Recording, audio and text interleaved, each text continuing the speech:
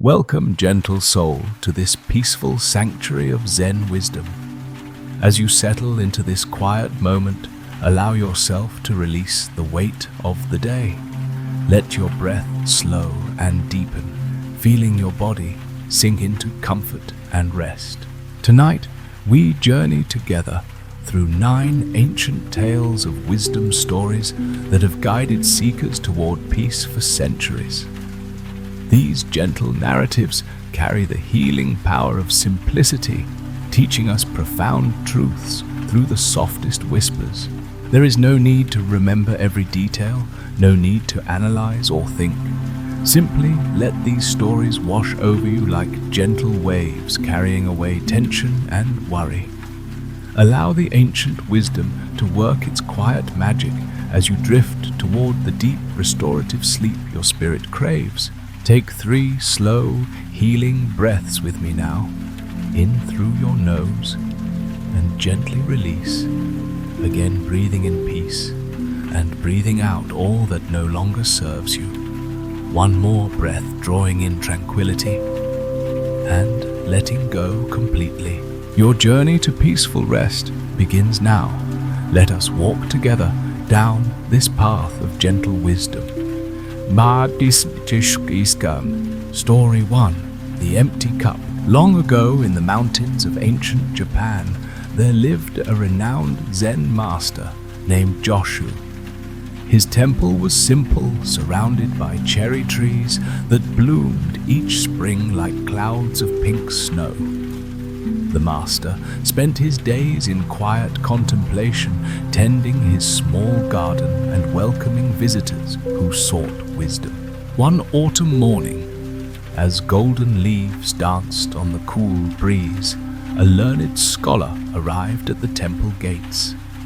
This scholar was famous throughout the land for his knowledge of philosophy, literature, and the sacred texts. His robes were fine silk, his manner confident, and his mind filled with countless facts and theories about enlightenment. The scholar had traveled many days to meet Master Joshu, bringing with him scrolls of ancient writings and questions that had puzzled him for years. He had read every book, attended lectures by the greatest teachers, and could recite passages from memory that would impress any audience. Yet, despite all his learning, something felt missing. A quiet emptiness lingered in his heart, and he hoped this famous master could fill it. Master Joshu welcomed the scholar with a gentle bow and invited him to sit in the tea room. The space was sparse but beautiful, with tatami mats worn smooth by countless visitors and a small alcove where a single flower rested in a simple vase. Sunlight filtered through paper screens, casting soft shadows on the wooden floor. Without speaking, the master began preparing tea with slow, deliberate movements. He warmed the earthenware pot, measured the green tea leaves with care, and poured steaming water that released a delicate fragrance into the air. The scholar watched impatiently, eager to begin their philosophical discussion. As Master Joshu approached with the tea, the scholar immediately began speaking. He told the master about his extensive studies, his theories about the nature of reality, his interpretations of various Buddhist texts, and his own insights into the path of enlightenment. His words flowed like a rushing river, one thought tumbling into the next without pause. The master listened quietly, nodding occasionally as he placed a beautiful ceramic cup before the scholar. The cup was simple yet elegant, its glaze a soft blue-green like the ocean at dawn. The scholar barely noticed it as he continued his lengthy discourse, gesturing enthusiastically as he spoke of emptiness and form of meditation techniques he had mastered, and of the profound realizations he had experienced. Master Joshu began pouring the tea into the scholar's cup. The hot, fragrant liquid filled the vessel slowly, its amber color catching the morning light. But the scholar was so absorbed in his talking that he paid no attention to what the master was doing. He spoke of ancient masters, quoted lengthy passages from sutras, and explained his own philosophical innovations. The tea reached the rim of the cup, but still Master Joshu continued pouring. The hot liquid began to overflow, spilling onto the small wooden table, then dripping onto the tatami mat below. The scholar's voice faltered as he noticed the spreading puddle of tea. Still, the master poured, his expression calm and serene, as if nothing unusual was happening. Finally, the scholar could no longer ignore what was occurring. He stopped speaking abruptly and stared at the overflowing cup. Tea continued to cascade over the edges, creating a small waterfall that pooled on the floor. The scholar's carefully planned questions dissolved into confusion. "Master!" the scholar exclaimed, his voice rising with alarm. "The cup is overflowing. Can't you see? Stop pouring. No more tea can go in." Master Joshu smiled gently and set down the teapot. He looked directly into the scholar's eyes, with a gaze that seemed to see through layers of accumulated knowledge to something deeper beneath. The temple fell silent, except for the soft dripping of tea and the distant sound of wind in the trees. "Yes," the master said quietly, his voice like still water reflecting the sky. "Just like this cup, you are full to overflowing with your own ideas, your own knowledge, your own understanding. How can I pour anything new into a cup that is already full?" The scholar felt something shift inside him, like ice beginning to crack on a winter pond. He looked down at the overflowing cup, then back at the master's kind but penetrating gaze. In that moment, he began to understand. All his years of study, all his accumulated wisdom, all his clever theories had filled his mind so completely that there was no room for genuine learning, no space for fresh insight, no opening it for the very enlightenment he sought. The master continued, his words falling like gentle rain on parched earth. "Your mind is like this cup-honored guest. It holds so much knowledge, so many concepts, so many answers that you have forgotten how to ask real questions. To receive new understanding, you must first empty what you think you already know." The scholar sat in stunned silence as Master Joshu calmly began cleaning up the spilled tea with a soft cloth. Each movement was mindful and deliberate, treating the simple task with the same attention he might give to the most sacred ritual. The scholar watched, beginning to see that even this cleaning was a teaching, a demonstration of presence and acceptance.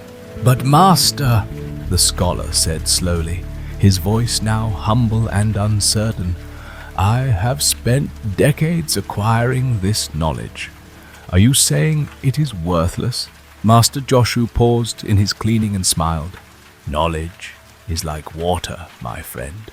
In a flowing stream, it brings life and nourishment, but in a stagnant pool, it grows cloudy and stale. Your learning is not worthless, but it has become still water. To make it flow again, you must be willing to pour it out, to empty yourself so that fresh understanding can enter." The scholar felt tears gathering in his eyes as he realized the truth in these words. His knowledge had indeed become stagnant. He had been so proud of what he knew that he had stopped truly learning. He had been answering questions instead of questioning answers, defending positions instead of exploring possibilities. "How do I empty this cup?" the scholar asked, his voice barely a whisper. Master Joshu set down his cloth and poured fresh tea into a clean cup. This time, he filled it only partway, leaving space at the top. "Begin by admitting that you don't know. Approach each moment each teaching each experience as if encountering it for the first time. Let go of the need to understand everything immediately. Sit with mystery. Rest in not knowing. The scholar nodded, feeling lighter somehow, as if a heavy burden was beginning to lift from his shoulders. He realized that his desperate seeking for answers had been driven by fear of not knowing, fear of appearing ignorant, fear of admitting the limitations of his understanding. Master Joshu offered him the partially filled cup. Drink this tea with beginner's mind. Taste it as if you have never tasted tea before. Notice everything, the warmth, the flavor, the way it feels in your mouth, the gratitude it inspires. This is your first lesson in emptiness. The scholar took the cup with both hands, bowing slightly. As he sipped the warm tea, he tried to experience it freshly without comparing it to other teas he had drunk or analyzing its particular qualities. Simply receiving it moment by moment, sensation by sensation. The empty cup can hold anything, Master Joshu continued softly. Hot tea, cool water, flowers, light, even emptiness itself. But the full cup can receive nothing new. Your mind is the same. Empty it, and it becomes capable of infinite learning. Fill it with conclusions, and it becomes rigid and closed. As the afternoon wore on, the scholar found himself saying less and listening more. He began to notice things he had missed before. The way shadows moved across the floor, the sound of a bird calling in the distance, the feeling of gratitude arising naturally in his heart. His mind, usually racing with thoughts and analyses, began to slow and settle. When evening came and it was time for the scholar to leave, he prostrated before Master Joshu with genuine humility. Thank you, Master, for showing me my full cup. I will practice emptying it every day. Master Joshu bowed in return. Remember, emptying the cup is not a one-time event. It is a daily practice, a moment-by-moment choice to release what you think you know, so that wisdom can flow freely through you. The scholar departed, carrying nothing but an empty cup and a heart ready to receive. And in the years that followed, he became known not for the abundance of his knowledge, but for the depth of his wisdom and the humility of his searching mind. This ancient teaching reminds us that in our busy lives, we too can become like the overflowing cup. Our minds fill with worries, plans, judgments, and certainties that leave no room for peace, wonder, or genuine insight. To find rest, we must practice emptying, letting go of the day's accumulated tensions, releasing our need to figure everything out, and creating space for healing silence to enter. As you prepare for sleep tonight, imagine your mind as Master Joshu's teacup. Allow all the thoughts, concerns, and mental chatter to drain away, leaving only spacious awareness. In this emptiness, true rest becomes possible. Story 2.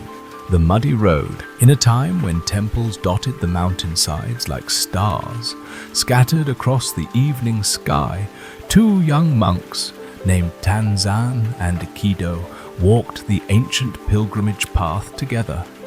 They had spent 3 years studying under the same master, practicing meditation in the pre-dawn darkness, memorizing sacred texts and learning the strict codes that governed monastic life. Both monks had taken solemn vows of simplicity, celibacy, and non-attachment. They owned nothing but their simple robes, wooden bowls, and walking staffs. Most importantly, they had promised to avoid all contact with women, believing such interactions would distract them from their spiritual path. This rule was so fundamental that even speaking to a woman was considered a serious transgression. On this particular autumn day, the two friends walked toward a distant monastery where they would spend the winter months in intensive meditation. The morning had been clear and bright, but afternoon brought heavy clouds that opened into a steady downpour. The dirt path became slippery and treacherous, forcing them to step carefully to avoid falling. As they approached a small village, they came upon a wide stream that normally could be crossed easily on stepping stones. However, the rain had swollen the water into a rushing torrent that had washed away the usual crossing points. The only way to the other side was through a section where recent flooding had created a vast expanse of thick, sticky mud. Standing at the edge of this muddy crossing was a young woman in an elegant silk kimono. She appeared to be a person of some importance, perhaps the daughter of a wealthy merchant or minor nobleman. Her beautiful garments and delicate sandals were clearly not meant for such rough conditions. She stood helplessly at the water's edge, her face showing distress as she contemplated the impossible task before her. The woman had been traveling to visit her elderly grandmother in the next village, carrying medicine that was urgently needed. She had not expected the sudden storm or the treacherous conditions it created. Her fine clothing and lack of experience with such outdoor challenges left her completely unprepared for the muddy crossing. Aikido noticed the woman first and immediately averted his eyes, quickening his pace. He had always been the more rigid of the two friends, following every rule precisely and never allowing himself even the smallest deviation from proper conduct. The sight of the stranded woman presented exactly the kind of situation he had been trained to avoid. He began reciting sutras under his breath to maintain his focus and discipline. Tanzan also saw the woman, but had a different reaction. While he too had memorized every rule and regulation, he had also absorbed his master's teachings about compassion and the alleviation of suffering. Looking at the woman's predicament, he felt his heart moved by genuine concern for another human being in distress. Without hesitation, Tanzan approached the woman and bowed respectfully. "Honored lady," he said gently, "I can see that you are in difficulty. The crossing is indeed treacherous today. May I offer the assistance?" The woman looked up with relief and gratitude. "Kind monk, I must reach the village on the other side urgently, but I cannot manage this crossing alone. My grandmother is ill and needs this medicine, but I fear I will be swept away or ruined by the mud." Aikido heard this exchange and felt alarm rising in his chest. He called out urgently, "Brother Tanzan, remember our vows. We must not involve ourselves in such matters. Come, let us find another way around." But Tanzan had already made his decision. He could see that there was no other crossing for many miles in either direction, and the woman's need was genuine and urgent. The principle of alleviating suffering, which their master had emphasized as the very heart of their practice, seemed more important in this moment than the technical details of monastic rules. "Please allow me to carry you across," Tanzan said to the woman. "I will be careful and respectful, and you will reach the other side safely." Before Aikido could protest further, Tanzan had lifted the woman onto his back. She was light as a bird, and he carried her effortlessly through the treacherous mud and rushing water. His steps were sure and steady, and within minutes they reached the solid ground on the other side. The woman slid down from his back and bowed deeply, the tears of gratitude in her eyes. "Thank you, kind monk. You have saved not only me, but also my grandmother, who desperately needs this medicine. May the Buddha bless your compassionate heart." Tanzan bowed in return. "I am glad you can continue your journey safely. Go well, and may your grandmother recover quickly." The woman hurried away toward the village, and soon Aikido caught up, having made his own careful way across the muddy stream. His robes were splattered and dirty from his struggle through the difficult crossing, and his face showed clear disapproval and concern. The two monks continued walking in silence for some time. The rain eventually stopped, and the afternoon sun emerged from behind the clouds, warming their faces and beginning to dry their wet robes. They passed through peaceful rice fields, crossed small bridges over clear streams, and walked beneath groves of bamboo that whispered in the gentle breeze. But Aikido's mind was not peaceful. He kept replaying the scene at the muddy crossing, growing more agitated with each mental repetition. He thought about their training, their vows, the disapproval their master might show if he learned what had happened. He imagined the scandal it might cause if other monks heard about it. His worry grew like a snowball rolling downhill, gathering size and momentum with each passing hour. As the sun began to set and they approached the monastery where they would spend the night, Aikido could no longer contain his distress. He stopped abruptly on the path and turned to face his friend. "Brother Tanzan," he said, his voice tight with anxiety and reproach, "I cannot remain silent any longer. What you did today was completely against our training and our vows. We are strictly forbidden from touching women, even to help them. You not only touched that woman, but carried her on your back for a considerable distance. How could you violate our sacred promises so casually?" Tanzan looked at his friend with surprise and gentle concern. "Brother Aikido, what are you talking about?"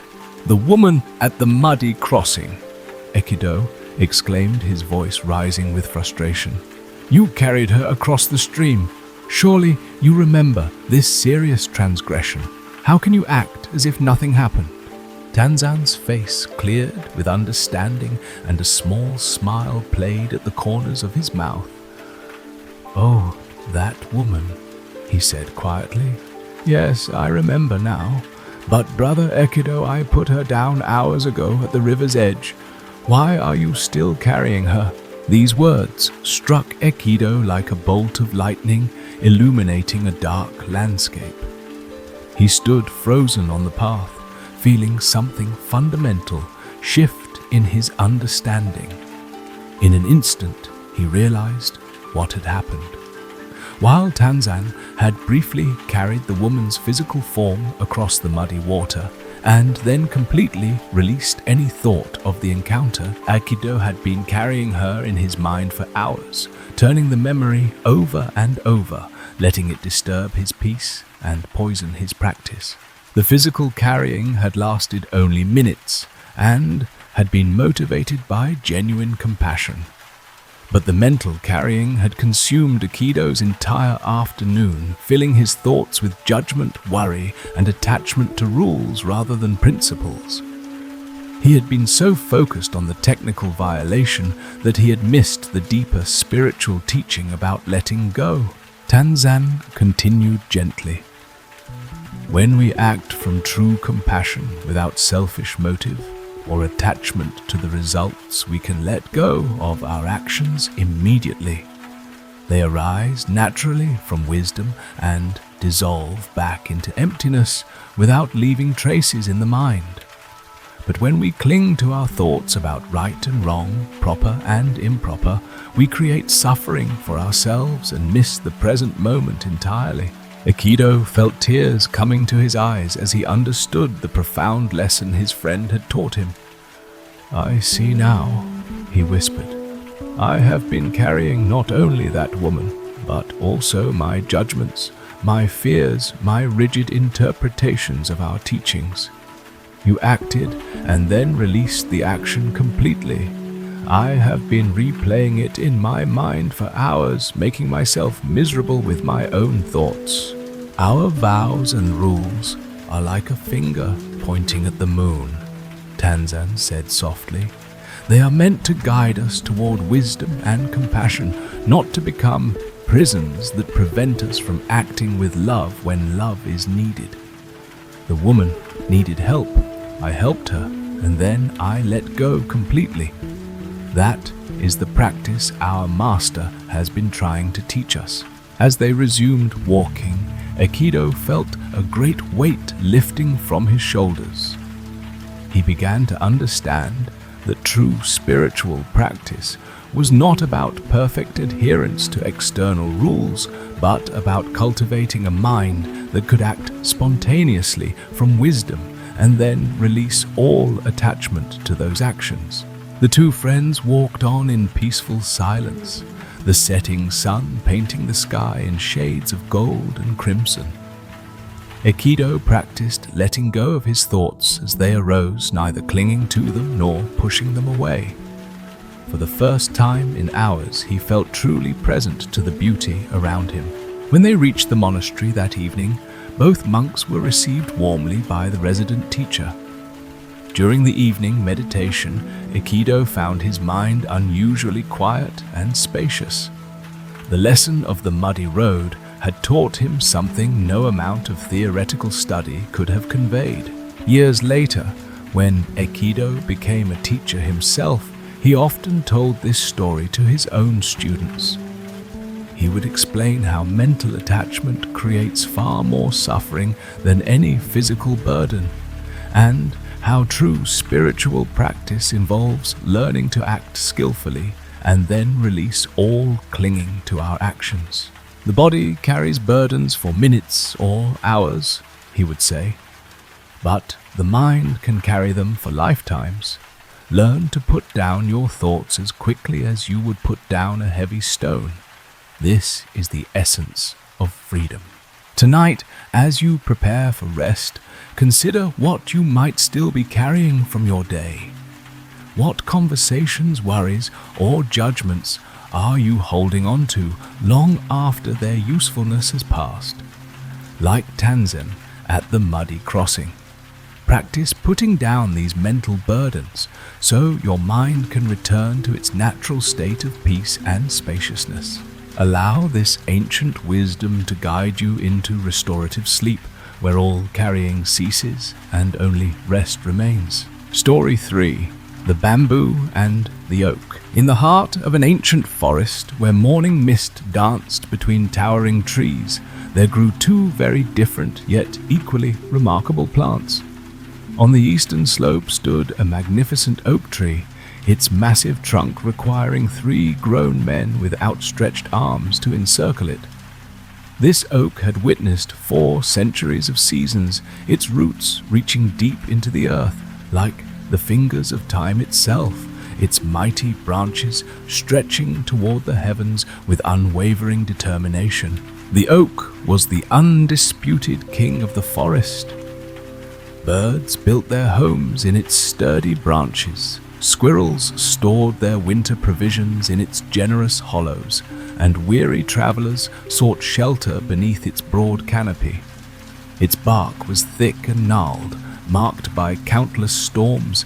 It had endured each scar, telling a story of survival and steadfast resistance. Near the oak, along the gentle slope that led to a bubbling stream, grew a grove of bamboo. These plants appeared fragile in comparison to their mighty neighbor, their slender green stalks swaying gracefully with every whisper of wind. The bamboo stood tall but flexible, their leaves creating a soft, rustling symphony that soothed all who passed by. The oak often looked down upon the bamboo with a mixture of pity and mild disdain. "Look at you," the oak would rumble in its deep, resonant voice during the quiet evening hours when the forest creatures settled into sleep. "You bend at the slightest breeze, swaying this way and that, like you have no backbone at all. Where is your strength? Where is your dignity?" The bamboo would respond with gentle laughter, like wind chimes in a summer breeze. "Dear oak, we each have our own way of standing strong in this world. Your way is not the only way to endure. Nonsense. The oak would reply, its branches creaking with authority. Strength means standing firm against whatever comes. I have weathered hundreds of storms by refusing to yield even an inch. My roots go deeper than any other tree in this forest. My trunk is solid and immovable. This is what true strength looks like. The bamboo swayed thoughtfully. And yet, dear friend, notice how we too have stood in this forest for many years. Our ancestors were here when your great-grandfather was but a sapling. We have our own kind of strength. The oak scoffed, its leaves rustling with dismissive laughter. You call that bending and swaying strength? You look weak and uncertain, always moving, never taking a firm position on anything. How can you call yourself strong when you cannot even stand still? Perhaps, the eldest bamboo whispered softly, true strength lies not in rigidity, but in adaptability. We bend so we do not break. We yield so we may endure. We dance with the wind instead of fighting it. The oak found this philosophy absurd. Throughout its long life, it had prided itself on its unwavering stance against every challenge. When storms came, it stood firm. When strong winds threatened to uproot lesser trees, it remained steadfast. When droughts tested the forest, its deep roots found water where others could not. This consistency, this reliability, this refusal to compromise had made it the strongest and most respected tree in the entire forest. The bamboo, meanwhile, lived by a different wisdom. When gentle breezes came, they danced. When stronger winds arrived, they bent low, sometimes touching their tips to the earth itself before springing back upright. They had learned to work with the forces around them rather than against them, finding strength in flexibility rather than resistance. One autumn day, the sky began to darken with unusual intensity. Clouds gathered from the western mountains, growing thicker and more ominous with each passing hour. The air became heavy and still charged with an energy that made all the forest creatures seek shelter. Birds flew frantically to their nests, squirrels disappeared into their tree hollows, and even the insects seemed to vanish into hiding. The bamboo began to sway restlessly, sensing the approaching disturbance. "Great oak," they called softly. "Something powerful comes this way. Can you feel it in the air?" The oak stretched its mighty branches and felt the strange pressure building in the atmosphere. "Indeed," it replied with confidence.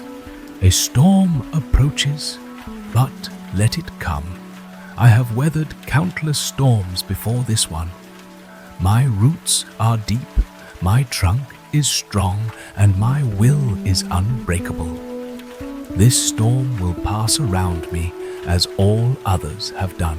As evening fell, the first winds began to stir. They started gently rustling leaves and causing smaller plants to sway, but gradually increased in intensity. The bamboo began their familiar dance, bending gracefully, with each gust their movements fluid and natural. The oak stood firm and motionless, its massive trunk absorbing the wind's force without yielding. "See how I stand unmoved," it called to the bamboo between gusts. "This is what true strength looks like." But this storm was unlike any that had come before. It had been building over the ocean for days, gathering power from warm waters and spinning winds into a fury that could reshape coastlines.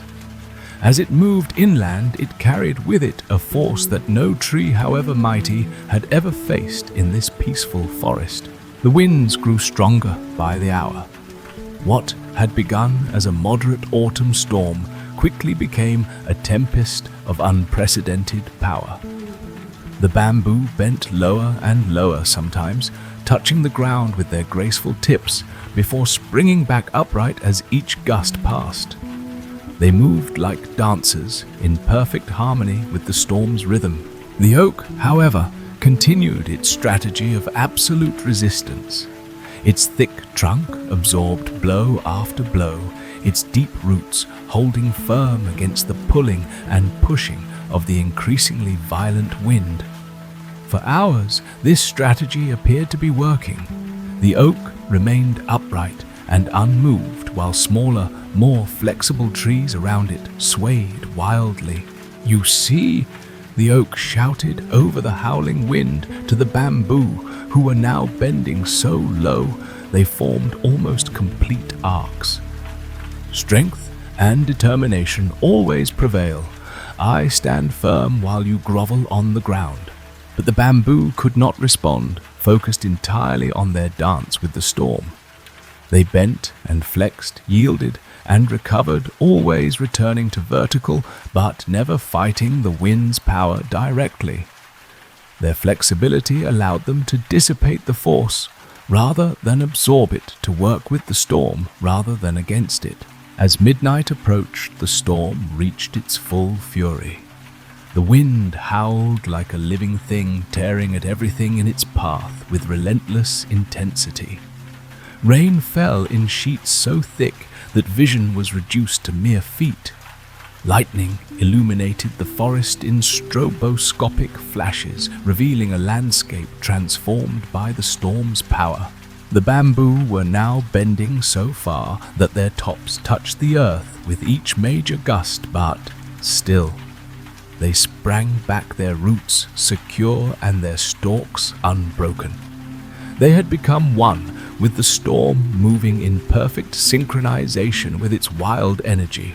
The oak, however, was beginning to feel strain in ways it had never experienced before. Each gust was stronger than anything in its 4 centuries of life. The wind caught its broad canopy like a sail, creating enormous pressure that tested every fiber of its being. Its mighty trunk began to creak and groan under forces that exceeded anything in its long memory. Still, the oak refused to yield. It had built its entire identity around being unmovable, unbreakable, unconquerable. To bend now would be to admit that its whole philosophy of strength was wrong. So it continued to resist with every ounce of its considerable power, determined to prove that rigid strength was superior to flexible adaptability. The storm intensified beyond all previous experience. The wind reached speeds that turned raindrops into projectiles and made the air itself feel solid. At the height of the tempest, a gust of unimaginable power struck the forest like a giant's fist. The bamboo bent so low they lay completely flat against the earth, their green stalks pressed against the soil they had grown from. For a moment they disappeared entirely beneath the storm's fury, as if the wind had erased them from existence. The oak faced this ultimate test with the same strategy it had always employed. It set its trunk like stone and its roots like anchors, calling upon 4 centuries of accumulated strength to resist this final challenge. For a moment, that seemed suspended outside of time. The great tree held firm against the impossible force. But there are limits to what even the mightiest strength can endure. The oak's resistance, which had served it so well for so long, became its downfall. Unable to bend, it absorbed the full force of the wind until something had to give way.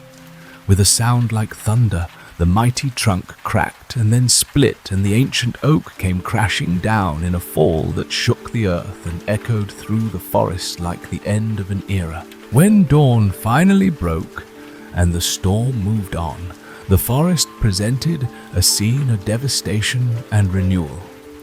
Broken branches and uprooted trees lay scattered across the landscape. Streams had changed their courses, and the very contours of the familiar woodland had been reshaped.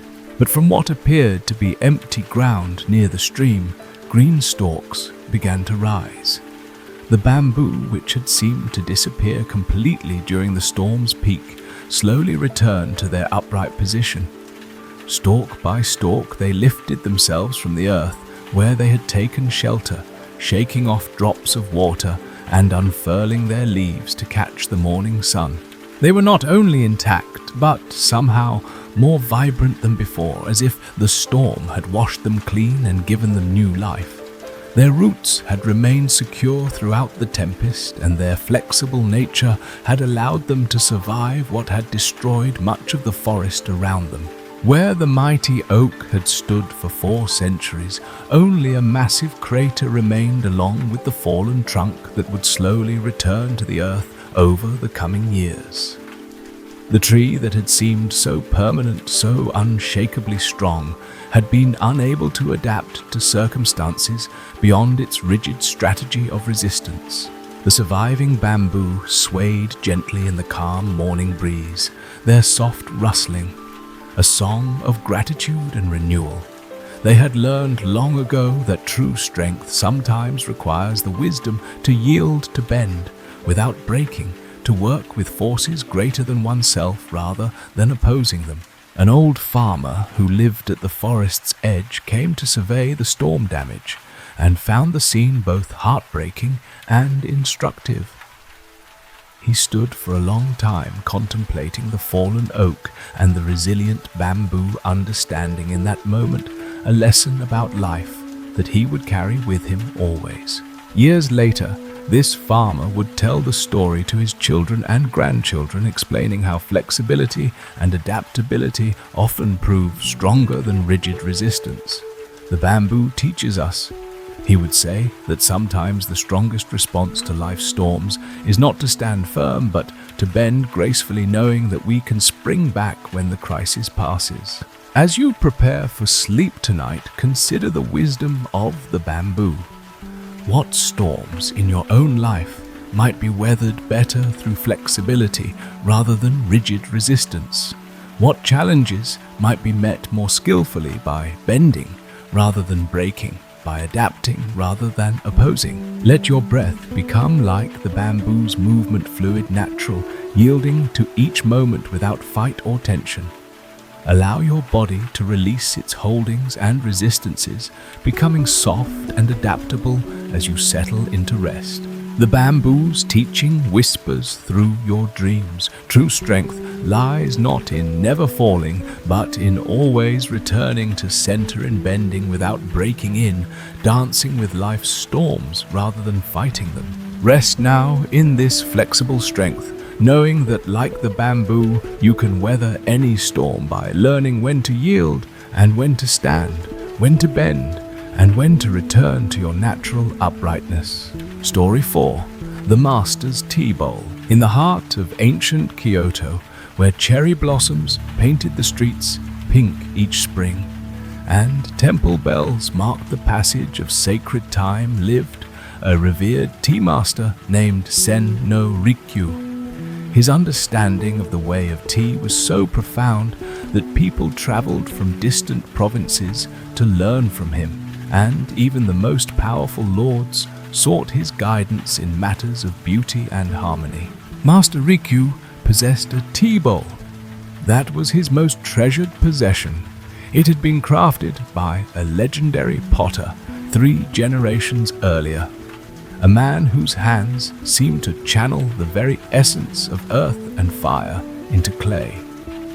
The bowl was perfect in every way that mattered. Its proportions created a pleasing harmony for the eye. Its weight felt exactly right in both hands, and its glaze captured light in a way that seemed almost magical. The bowl's surface was the color of morning mist over a still lake, with subtle variations that suggested clouds drifting across a peaceful sky. When filled with green tea, the liquid seemed to glow from within, as if the vessel itself was contributing to the drink's spiritual qualities. The rim was neither too thick nor too thin, allowing the tea to flow smoothly to the lips, and the foot of the bowl created a satisfying sound when placed upon the tatami mat. For 20 years, Master Rikyū had used this bowl in his most important tea ceremonies. It had served tea to emperors and peasants alike, for the master believed that the way of tea transcended all social distinctions. The bowl had been present during moments of profound teaching, quiet contemplation, and deep spiritual communion between host and guest. Every aspect of the bowl's design reflected the fundamental principles that govern the tea ceremony: harmony, respect, purity, and tranquility. Its simple elegance spoke of wabi-sabi, the aesthetic philosophy that found beauty in imperfection and impermanence. Yet, ironically, the bowl itself seemed to embody perfection. It appeared immune to the passage of time and the inevitable decay that touched all earthly things. Students who trained under Master Rikyū often marveled at the bowl's beauty and begged to know its history. The master would smile gently and tell them that the bowl's true value lay not in its monetary worth or even its artistic merit, but in the countless moments of presence and mindfulness it had facilitated. A tea bowl, he would say, is not an object, but a teacher. It instructs us in the art of holding beauty lightly. One crisp autumn morning, as maple leaves drifted like golden snow outside the tea house windows, Master Rikyū was preparing for an especially significant ceremony. A young monk from a distant monastery had requested instruction in the way of tea, seeking to understand how mindful attention to simple activities could deepen spiritual practice. The master moved through his preparations with the slow, deliberate grace that characterized all his actions. He cleaned the tea room until it sparkled, arranged the flowers in their proper place, and prepared the charcoal for heating the water. Each gesture was performed with complete attention, as if the preparation itself was a form of meditation. When the time came to select the tea bowl, Master Rikyū naturally reached for his beloved treasure. As he lifted it from its silk-lined box, he felt the familiar satisfaction of its perfect balance in his hands.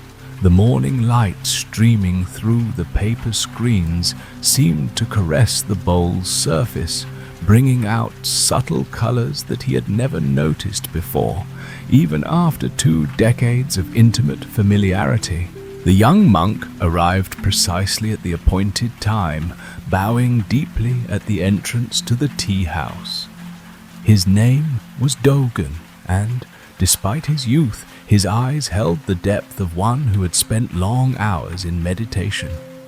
He had heard of Master Rikyū's legendary skill and wisdom from his own teacher, who had insisted that understanding the way of tea was essential to understanding the way of Zen.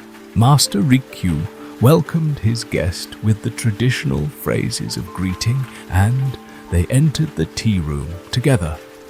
The monk immediately noticed the extraordinary atmosphere of peace and harmony that pervaded the small space. Every element seemed to be in perfect relationship with every other element: the placement of the flowers, the arrangement of the utensils, the quality of light, even the subtle scent of incense that lingered in the air. The ceremony began with the master's careful cleaning of each utensil, performed not because they were dirty, but as a demonstration of respect and mindfulness. Dogen watched with complete attention as the master's hands moved in patterns refined by decades of practice, each gesture economical yet graceful, purposeful yet unhurried. When Master Rikyū reached for the tea bowl to clean it, disaster struck with the sudden inevitability of lightning. Perhaps his hands, after 20 years of flawless handling, had grown overconfident. Perhaps the morning light created a momentary disorientation. Perhaps it was simply time for the bowl to teach its deepest lesson. As the master lifted the precious vessel, it slipped from his fingers and fell toward the wooden floor. Time seemed to slow as both men watched the bowl's descent, powerless to prevent what was about to occur. The master's face showed no emotion, but his heart clenched with anticipation of loss. The bowl struck the floor with a sound like a small bell being struck, and immediately a hairline crack appeared across its surface. The crack ran from the rim down toward the base, dividing the bowl's perfect surface into two distinct sections. The impact was not severe enough to shatter the vessel completely, but the crack was clearly visible. A dark line that seemed to wound the bowl's previously flawless beauty. Dogen gasped audibly and instinctively moved as if to help, though there was nothing to be done. He expected to see devastation in the master's face, perhaps anger at his own clumsiness, or at least deep sorrow for the loss of such a treasured object.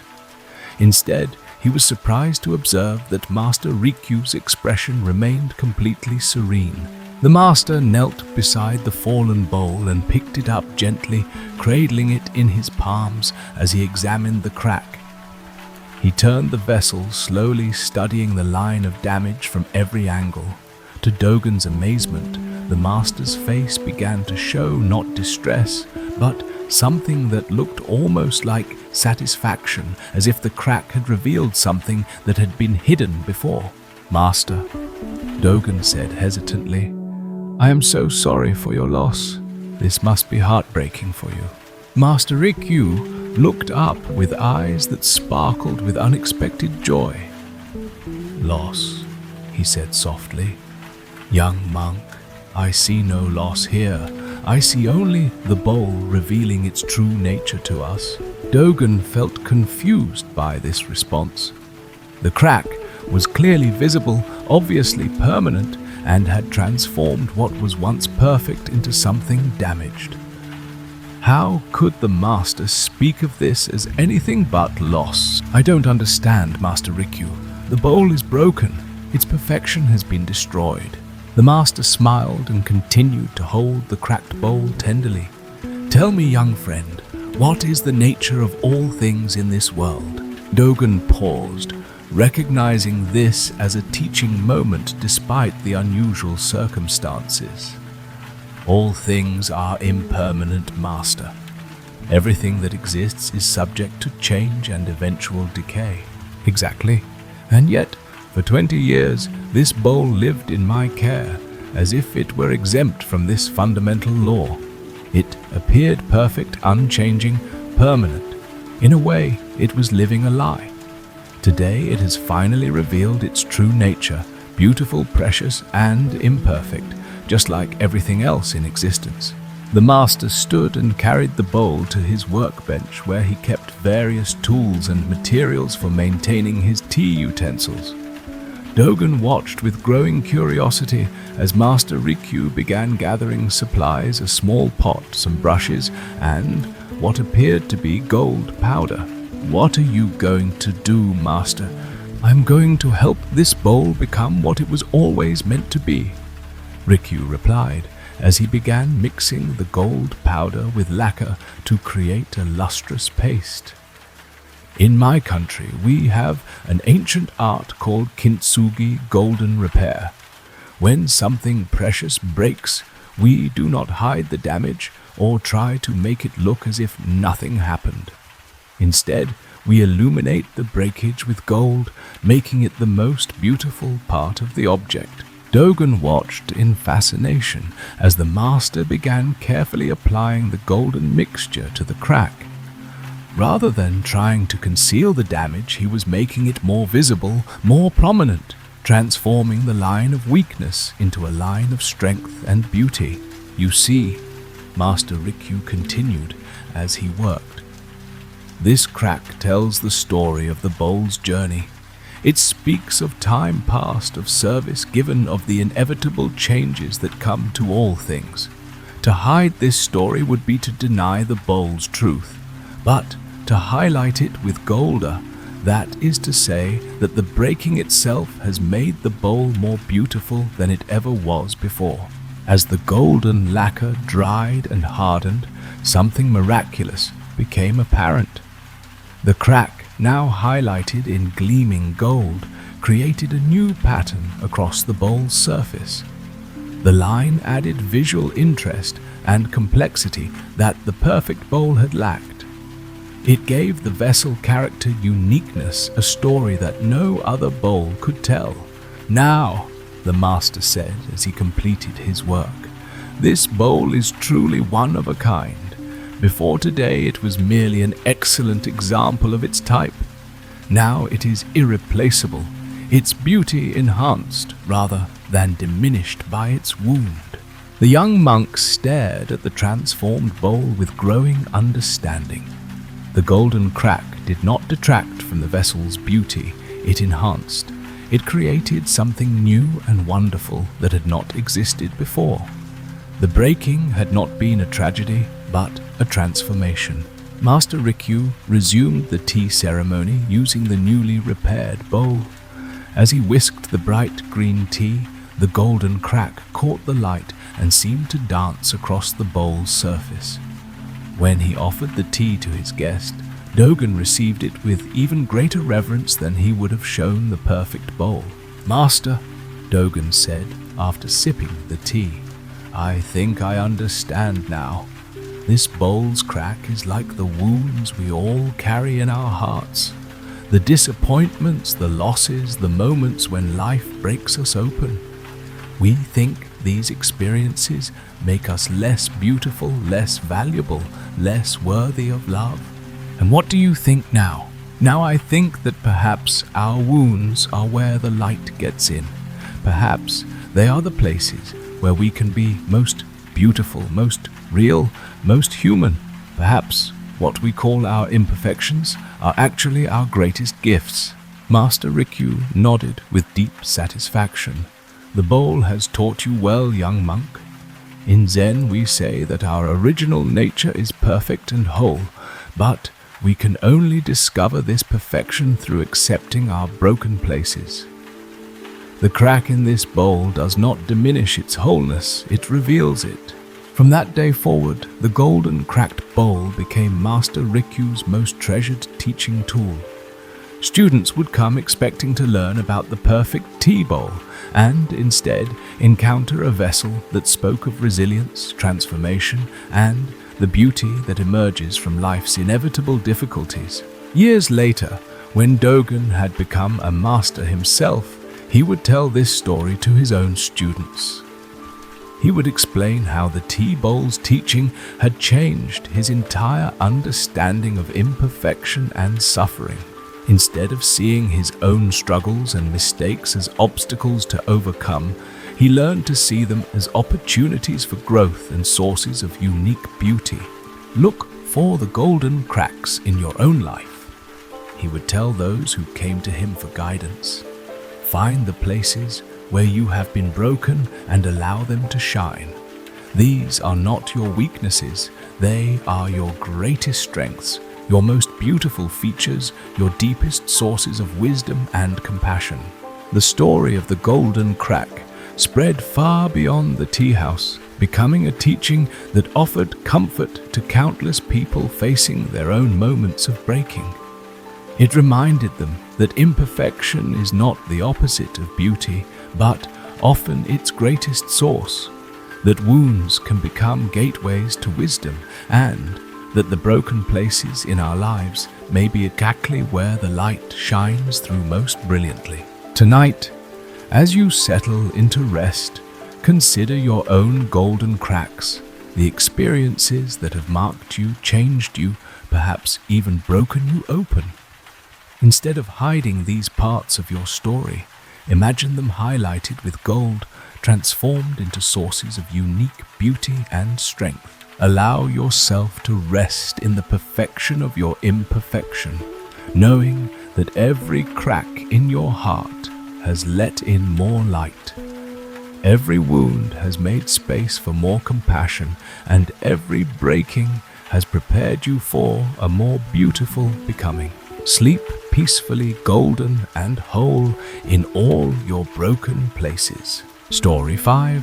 The lighthouse in the storm. High on the rocky cliffs, where land met the endless sea, stood an ancient lighthouse that had guided ships safely to harbor for over a century. Its white tower rose like a finger, pointing toward heaven, crowned with a beacon that swept across the waters each night in a steady, rhythmic pulse. The lighthouse keeper, an elderly man named Josiah, had tended this light for 30 years, following in the footsteps of his father and grandfather before him. Josiah lived a simple life in the small cottage attached to the lighthouse base. Each morning he would climb the spiral staircase to check the great lens, polish the glass, and ensure that every mechanism was working perfectly. Each evening, as dusk painted the sky in shades of purple and gold, he would kindle the flame that would burn through the night, sending its life-saving message across the dark waters. The lighthouse sat at the edge of one of the most treacherous stretches of coastline on the entire eastern seaboard. Hidden rocks lurked just beneath the surface of the water, and sudden storms could arise with little warning, turning calm seas into deadly maelstroms. Over the decades, Josiah had witnessed countless ships struggle through these dangerous waters, and he knew that his vigilant care of the lighthouse beacon had saved hundreds of lives. What puzzled many visitors who came to the lighthouse was Josiah's remarkable serenity.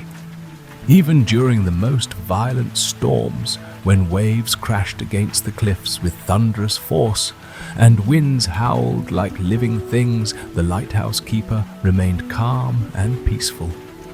His neighbors in the small fishing village below often marveled at his composure, wondering how anyone could maintain such tranquility while living at the mercy of the sea's moods. One autumn evening, a group of travelers sought shelter at the lighthouse as dark clouds gathered on the horizon. Among them was a young journalist named Marcus, who had come to write a story about the lighthouse's history. Also in the group were an elderly merchant and his wife, a young mother with 2 small children, and a sea captain whose ship had docked in the village for repairs. As they sat around Josiah's simple wooden table sharing a meal of bread soup and fresh fish, the wind outside began to pick up strength. The lighthouse beam swept across increasingly choppy waters, and the first drops of rain spattered against the windows. "Looks like we're in for quite a storm," the sea captain observed, glancing nervously toward the windows. "I've seen weather like this before, and it usually means trouble." The young mother instinctively drew her children closer as thunder rumbled in the distance. "How do you stand it living out here with such terrible storms?" she asked Josiah. "Aren't you frightened when the weather turns violent?" Josiah smiled gently as he poured tea for his guests. "I have been through many storms in my 30 years here," he said quietly. "Some have been fiercer than anything you could imagine. But I learned long ago that fear comes from forgetting who we really are." The journalist leaned forward with interest. "What do you mean by that?" Outside, the wind was now howling with increasing intensity, and the first real waves were beginning to crash against the base of the cliffs. The lighthouse beam continued its steady rotation, cutting through the gathering darkness with unwavering determination. "Let me tell you about the worst storm I ever experienced." Josiah began settling back in his chair as rain began to lash the windows. "It was 15 years ago in the middle of winter. The weather services had warned of a major storm system moving up the coast, but nothing could have prepared us for what actually arrived." He paused to sip his tea, his eyes growing distant with memory. "The storm began on a Tuesday evening, just as I was lighting the beacon for the night. By Wednesday morning, the winds were stronger than any I had ever experienced. By Wednesday night, I thought the lighthouse itself might be torn from its foundation. The merchant's wife gasped, "What did you do?" For the first day and night, I did what I had always done during storms. I fought against my fear. I paced the lighthouse, checking and rechecking everything, worrying about the structure's integrity, wondering if the light would fail. I was consumed with anxiety about all the things that might go wrong. Thunder crashed overhead, causing the children to whimper and press closer to their mother. Josiah's voice remained steady and calm, a point of peace in the growing chaos outside. By the second night, I was exhausted from fighting my own mind. The storm showed no signs of diminishing. If anything, it was getting worse. That's when something inside me shifted. I realized I was making the storm bigger by fighting it in my imagination. The sea captain frowned. "But surely you had to take precautions, prepare for the worst." Of course, I took all the practical steps necessary to maintain the lighthouse. But I stopped battling the storm in my mind. Instead, I climbed to the top of the lighthouse and stood beside the great beacon as it swept across the raging waters. Marcus, the journalist, was scribbling notes as fast as he could. What happened then? I watched the beam of light cutting through the storm, steady and constant, despite the chaos around it. The wind was screaming. The rain was like bullets against the glass. The waves were mountain high, but the light just kept turning, kept shining, kept doing its job. Josiah stood and walked to the window, gazing up at the lighthouse beam as it continued its eternal rotation. That's when I understood something that changed my life forever. I realized I was not the storm. I was the light. The room fell silent except for the sound of wind and rain. Even the children seemed to sense that something important was being shared. "I don't understand," the young mother said softly. Josiah turned back to his guests with eyes that seemed to hold depths of calm water. All my life, I had been identifying with the storms, the external circumstances, the challenges, the things I couldn't control. When storms came, I became stormy inside. When the sea was rough, my mind became rough too. I thought I was at the mercy of whatever was happening around me. He returned to his seat and continued. But standing there beside the beacon, I realized that there was something in me that was like that light, steady, constant, unaffected by external conditions. My true nature wasn't the fear, the worry, the anxiety. Those were just weather patterns passing through my mind. My true nature was the awareness that could observe all those things without being disturbed by them. The storm outside was now reaching its full intensity.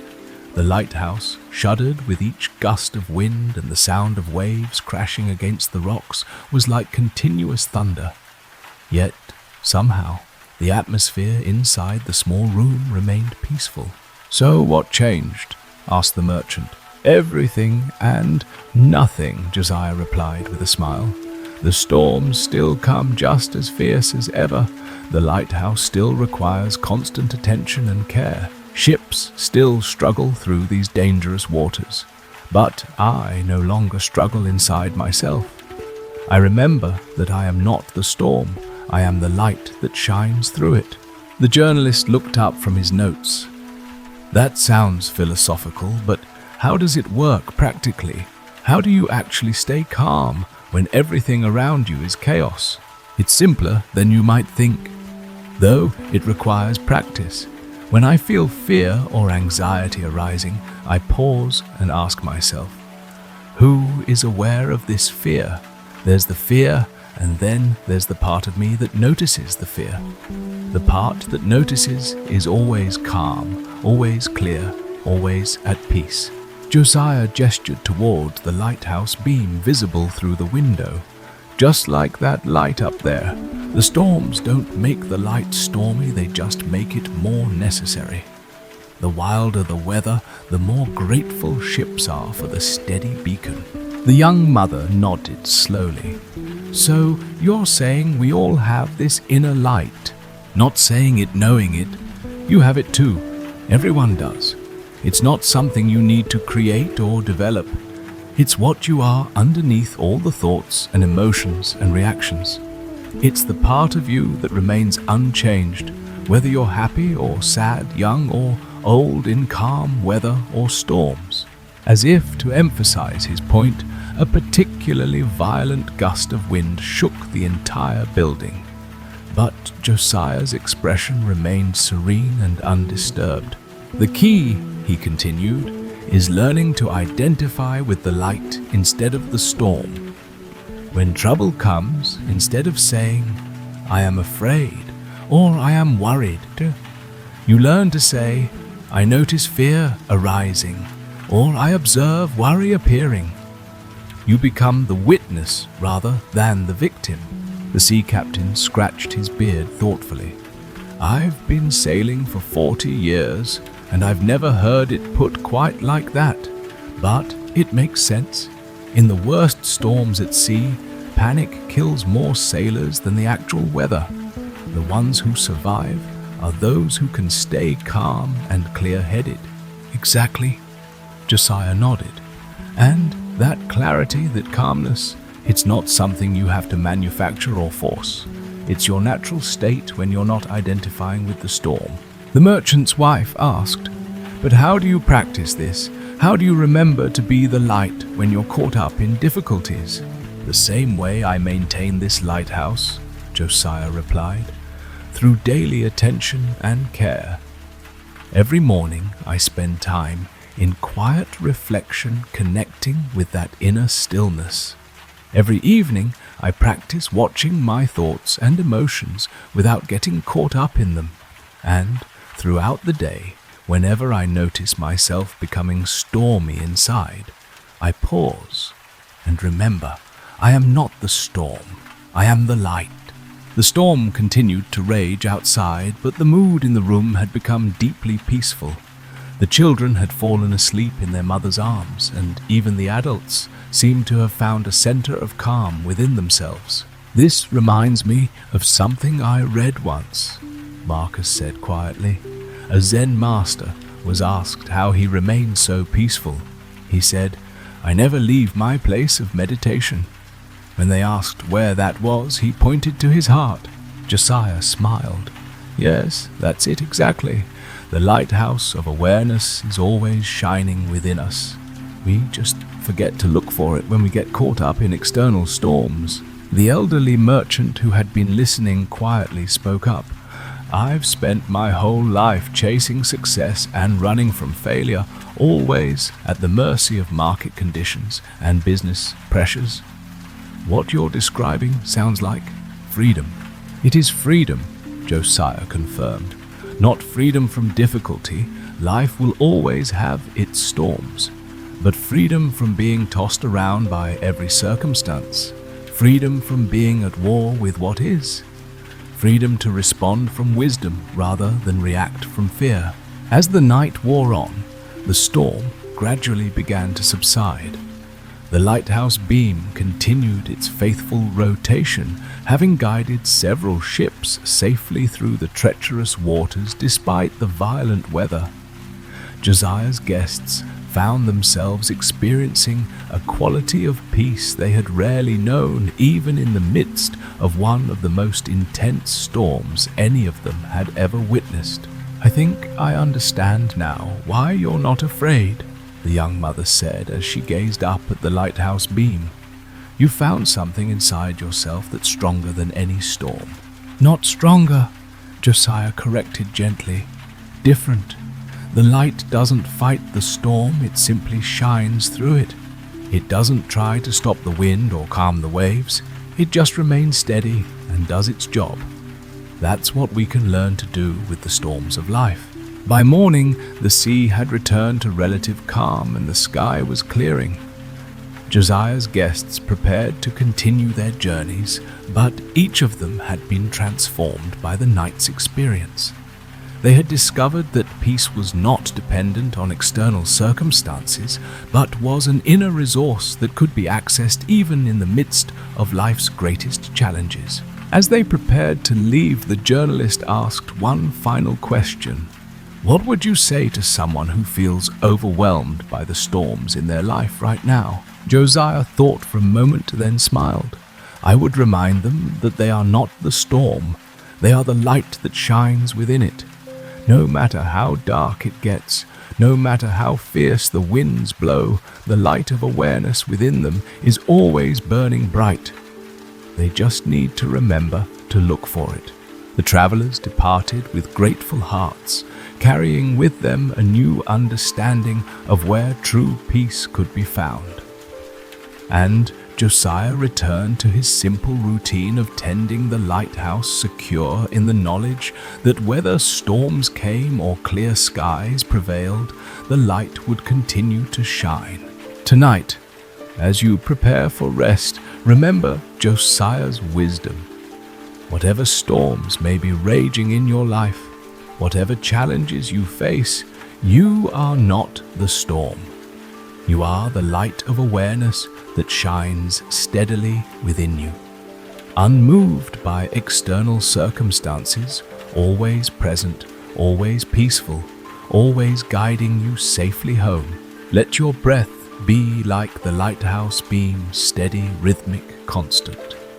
With each exhale, release identification with the storms of thought and emotion. With each inhale, connect with the inner light that is your true nature. Rest now in this lighthouse of peace within you, knowing that no external storm can disturb the light of who you really are. Story 6. The Garden of Weeds. In the mountains of ancient China stood a monastery known for its exceptional garden.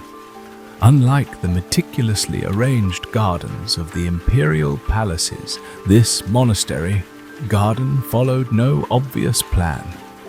Fruit trees stood beside flowering bushes, medicinal herbs grew along winding pathways, and vegetables flourished in patches of sunlight between ancient pines.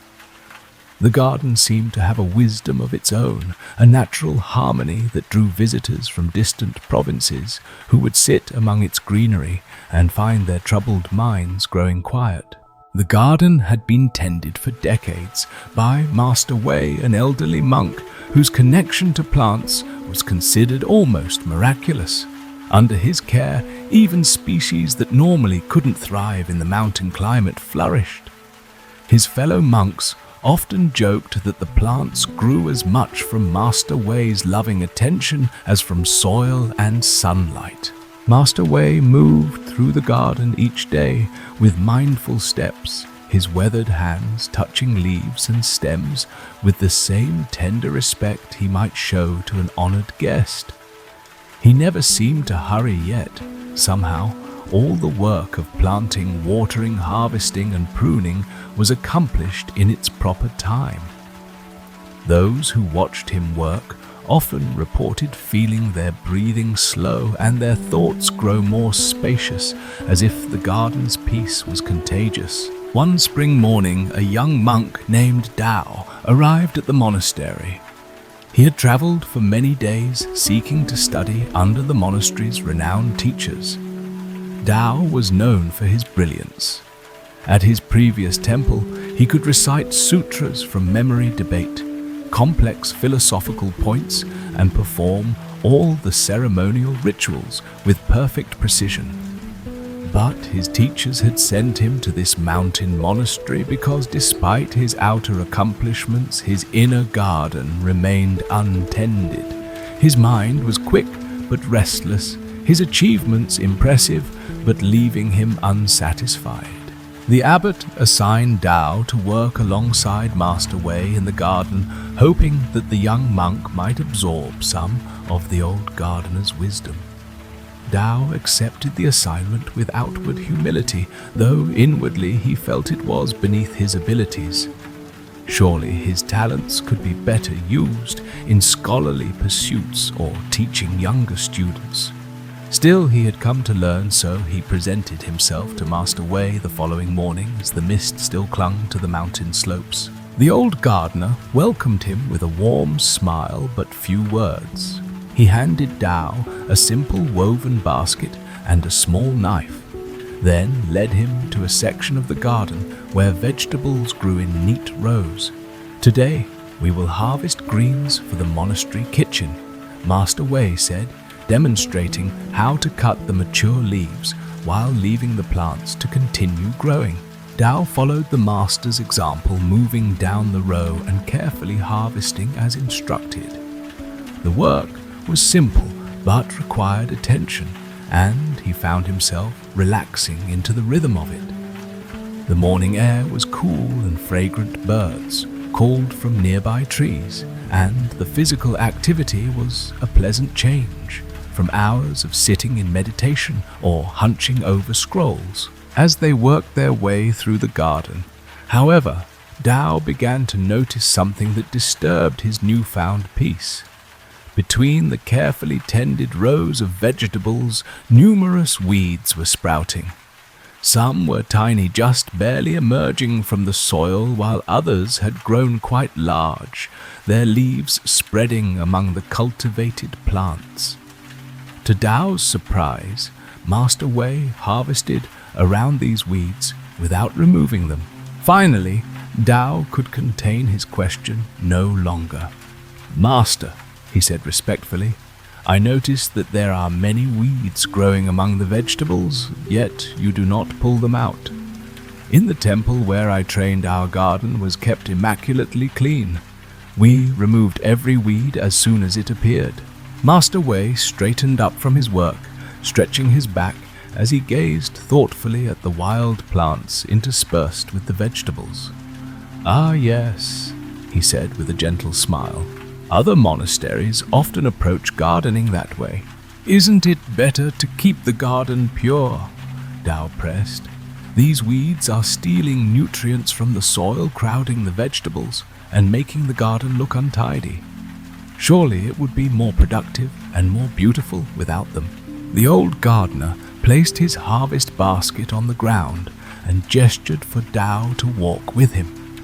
They moved slowly along a path that wound through different sections of the garden, past fruit trees heavy with blossoms around a small pond where lotus flowers were beginning to emerge, and finally to a bench beneath a gnarled pine that must have been hundreds of years old. As they sat, Master Wei picked up a small plant growing at his feet, what Dao would have classified as a weed, and held it carefully in his palm. "Tell me, young monk, what do you see here?" Dao examined the plant. "It's a common thistle, master. It has no value and will produce painful thorns. It should be removed before it spreads." "No value." Master Wei raised his eyebrows. "This thistle's roots reach deep into the soil, breaking up clay and bringing minerals to the surface that other plants cannot reach. Its flowers will feed the bees that pollinate our fruit trees. When it dies, it will become rich compost. The birds use its down for their nests. And yes, its thorns protect it, but they also protect the small creatures that shelter beneath it from predators." He placed the thistle carefully back into the soil, patting the earth around it with obvious respect. "Before calling something a weed and tearing it out, I try to understand its nature and its gifts." Dao frowned slightly. "But surely some plants are objectively better than others. The vegetables feed us the herbs, heal us the flowers, bring beauty.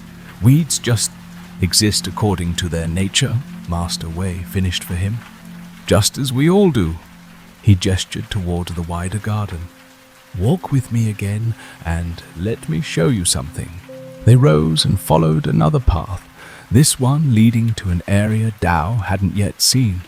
Here the garden appeared completely wild, a profusion of plants growing together with no apparent order. Some Dao recognized as medicinal herbs, others as edible greens, but many were what he would definitely classify as weeds. "This is our teaching garden," Master Wei explained. "In this section, we allow all plants to grow according to their nature. We observe which ones thrive together, which ones struggle, how they interact, what insects they attract, how the soil changes under their influence. Everything we learn here informs how we tend the rest of the garden. The old monk knelt and pointed to a patch where several different plant species grew intertwined. See how the tall sunflower provides shade for these lettuce plants during the hottest part of day, and how this clover covers the soil, preventing erosion and fixing nitrogen that feeds its neighbors, and these dandelions, their deep taproots bring up water and minerals from far below the surface. Dao looked where the master pointed, beginning to see relationships he hadn't noticed before. But don't the weeds eventually take over if left unchecked? Some plants are certainly more vigorous than others, Master Wei acknowledged. If we did nothing, the garden would eventually return to the natural state of the mountain, which would be perfect in its own way, but not suited to our needs. So yes, we do intervene. We set boundaries. We remove plants that threaten to dominate completely. We create conditions that favor the balance we seek. He stood again and led Dao back toward the vegetable garden. But we try to do this with understanding, not judgment. We don't call them weeds. That is just a human category, meaning plants growing where humans don't want them. Instead, we try to understand each plant's nature and work with it rather than against it. As they walked, Master Wei occasionally stooped to pick what Dao had been calling weeds. This purslane, the kitchen master, adds it to salads for its lemony flavor and abundant omega-3 oils. This chickweed soothes skin irritations. This lamb's quarters has more nutrition than many of our cultivated greens. By the time they returned to their harvest baskets, Dao's head was spinning with new information. He had spent years dividing plants into simple categories, valuable and worthless, desirable and undesirable, only to discover that the boundaries between these categories were far more permeable than he had imagined. I think I begin to understand about the plants, Dao said slowly, but I sense there is a deeper lesson here. Master Wei smiled approvingly. The garden is always our greatest teacher. Tell me, in your own practice of meditation, have you ever experienced unwanted thoughts that sprout like weeds in the cultivated field of your awareness? Dao's eyes widened with sudden understanding. Yes, of course, constantly. Thoughts of desire, anger, doubt, restlessness, they arise no matter how I try to prevent them. And what do you do when these thought weeds appear? I try to eliminate them immediately, Dao replied. I've been taught that negative thoughts lead to negative actions, so I work hard to uproot them as soon as they sprout. The old gardener nodded thoughtfully. A common approach.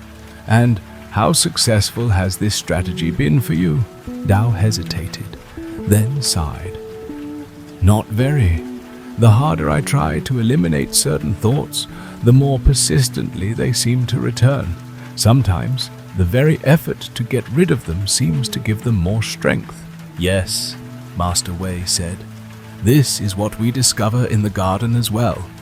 When we declare all-out war on what we call weeds, using harsh methods to eliminate them, we often find they grow back stronger than before.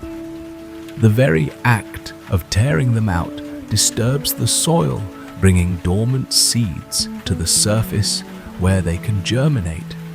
And many weeds have evolved to respond to cutting by growing back more vigorously. He picked up his harvest basket and handed Dao's to him as well. What if you approached the weeds of your mind the way we approach the weeds of the garden, not with judgment and aggression, but with curiosity and understanding? As they resumed their harvesting, moving to a patch of greens on the other side of the garden, Dao considered this question. You mean instead of trying to immediately eliminate unwanted thoughts, I should, allow them to grow unchecked? Not unchecked, Master Wei clarified, but perhaps not immediately rejected either. What if you first observe them with interest? Where did this thought come from? What is its nature? What might it have to teach me? What need is it expressing? Just as we learn about each plant's properties and relationships before deciding how to respond to it. They worked in silence for a while, the soft sounds of birds and insects creating a gentle backdrop to their harvesting. Tao found his mind returning to the Master's words, applying them to his own inner struggles. He had indeed been fighting a constant battle against thoughts he deemed unworthy of a serious practitioner, resentments toward fellow monks who seemed to advance more quickly, doubts about his own path, occasional longings for the comforts and pleasures he had left behind. "I've been taught that certain mental states are poisons," Tao finally said. "Anger, greed, pride, lust. These are not like garden weeds that might have hidden benefits. They are truly harmful, aren't they?" Master Wei straightened up again, his old joints creaking slightly. "These strong emotions, like powerful plants, certainly have the potential to cause harm if they overwhelm everything around them. But even they have their original purpose and wisdom." Seeing Tao's skeptical expression, the old monk continued, "Anger often begins as a response to injustice. It tells us when boundaries have been violated and gives us energy to protect what matters. Fear alerts us to genuine dangers. Desire connects us to our aliveness and needs. Pride can reflect our authentic value and dignity. But these emotions cause so much suffering in the world," Tao protested. "Yes, when they grow unchecked, when they become habitual reactions rather than clear responses, when they are based on misperception, then they cause harm. But the initial arising of these feelings is just life's energy moving through us. It's what we cultivate around them, how we relate to them, whether we act from them unconsciously, that determines whether they become poisonous or transformative." Master Wei knelt again, this time beside a patch of stinging nettles growing at the edge of the vegetable bed. Carefully avoiding the stinging hairs, he harvested several of the youngest leaves and placed them in his basket. "These nettles will sting painfully if we grab them carelessly," he said, "but harvested mindfully and prepared properly, they make a nourishing tea that cleanses the blood and strengthens the body. They're one of our most valued medicinal plants, yet most people consider them a troublesome weed to be eliminated." He looked directly at Tao. "Your anger, your desire, your fear, these are powerful energies that can either harm or heal, depending on how you relate to them. When you reject them as weeds and try to tear them out violently, you often get stung in the process, and they grow back stronger. But when you approach them with mindful attention, with curiosity rather than judgment, they can be transformed into medicine." As the sun climbed higher in the sky, they finished their harvesting and carried their full baskets back toward the monastery kitchen. Tao walked thoughtfully, turning over the morning's lessons in his mind. He had come to the monastery seeking advanced teachings, expecting complicated philosophies and rigorous practices. Instead, this old gardener was offering him something both simpler and more profound than he had anticipated. "Master Wei," he said as they approached the kitchen, "I think I have been at war with my own mind for many years. I've been trying to create an inner garden with only perfect plants, eliminating everything I judged as unworthy. But perhaps, as you've shown me, there's another way." The old monk smiled warmly. "The garden teaches us that true harmony doesn't come from eliminating everything we don't like. It comes from understanding the nature of things and working with them skillfully. When we resist reality, reality persists. When we learn to accept and understand it, it transforms often in ways we couldn't have imagined. In the days and weeks that followed, Tao continued to work alongside Master Wei in the monastery garden. He learned to identify dozens of plants he had previously dismissed as weeds, discovering their medicinal properties, their contributions to soil health, their relationships with insects and birds. But more importantly, he began to apply this same curious, accepting awareness to his inner landscape. When thoughts of inadequacy arose during meditation, instead of immediately trying to replace them with positive affirmations, he would observe them with gentle interest. "Ah, there's that familiar feeling that I'm not good enough. I wonder what triggered it today. How does it feel in my body? What does it want me to know?" When anger flared during interactions with other monks, rather than suppressing it or judging himself for experiencing it, he would acknowledge it. Here's anger arising. It has energy and information. What boundary feels crossed? What is it trying to protect? Gradually, Tao discovered that this approach of curious acceptance rather than immediate rejection allowed these difficult thoughts and emotions to move through him more freely. They no longer became stuck and persistent. By not resisting them, he gave them permission to arise, deliver their message, and dissolve naturally, just as plants in the garden sprouted, flowered, seeded, and returned to the earth in their own perfect timing. One evening, as he and Master Wei sat on the bench beneath the ancient pine watching the sunset paint the mountains gold, Tao shared this realization. "I've spent years trying to create a perfect inner garden by eliminating everything I judged as a weed," he said. "But the harder I fought against these unwanted aspects of myself, the stronger they seemed to grow. Now I'm learning to be more like you, accepting what arises, understanding its nature, working with it rather than against it. And strangely, this acceptance seems to be transforming my inner landscape more profoundly than all my previous efforts at control." Master Wei nodded, his eyes crinkling with pleasure. Yes, this is the great paradox of cultivation, both outer and inner. What we resist persists. What we accept transforms. The garden has been teaching this wisdom since long before humans first put seed to soil. I'm glad you have ears to hear it and eyes to see it. As darkness fell and the first stars appeared above the mountains, both monks sat in comfortable silence. In the gentle spring breeze, the weeds and the desirable plants swayed together in perfect harmony, each fulfilling its nature, each contributing to the greater whole in ways both seen and unseen. And in Tao's heart, a similar harmony was beginning to bloom, a garden where everything had its place, even the wild and unwanted parts he had spent so long trying to eliminate.